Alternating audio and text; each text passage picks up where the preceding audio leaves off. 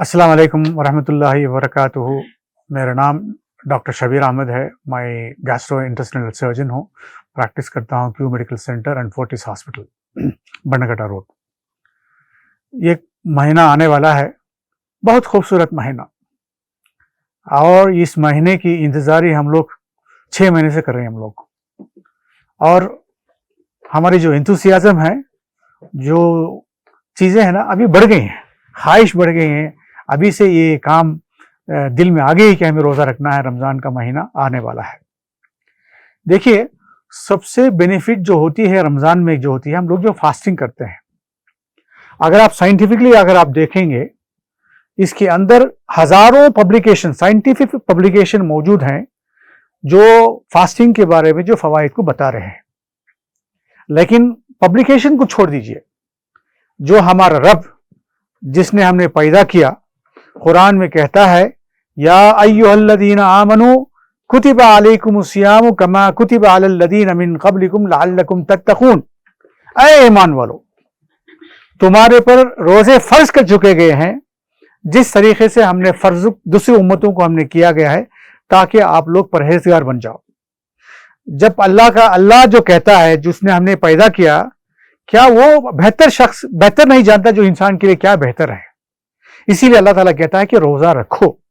तो रमजान को उसने मुअय्यन किया वेरियस डिफरेंट रीजन से कि 30 डेज फास्टिंग करो। हजरत दाऊद अलैहिस्सलाम हर अल्टरनेट डेज रोजा रखा करते थे।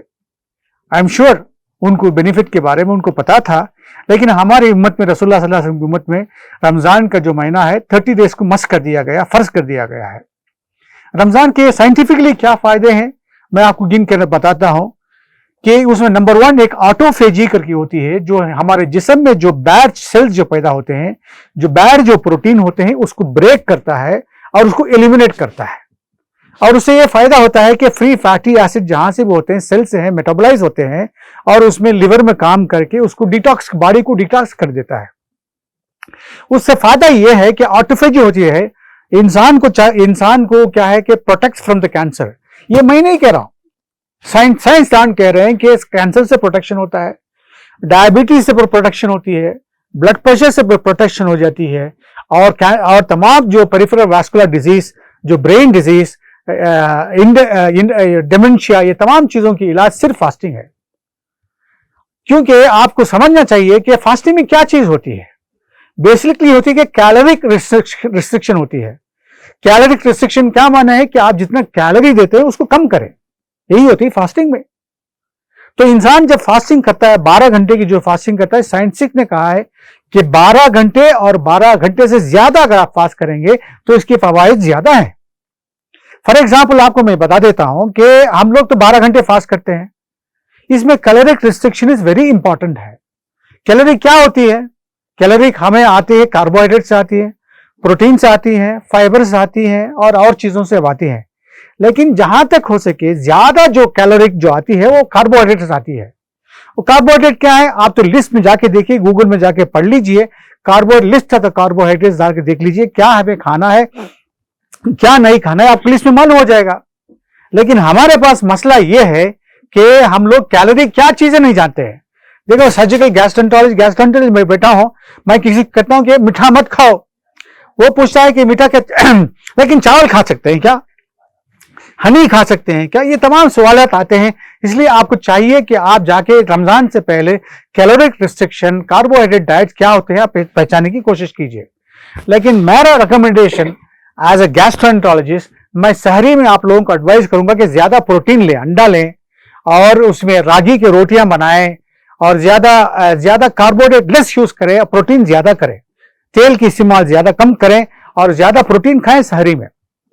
और पूरा रोजा फास्टिंग, सुबह में कार्बोहाइड्रेट ज्यादा नहीं लेना चाहिए। और इसी तरीके से आपको जो इफ्तार करते हैं, minimal carbohydrate, no fat at all, no sugar at all. अगर आप शुगर ज्यादा लेंगे तो आपका रोजा मुश्किल हो जाएगा।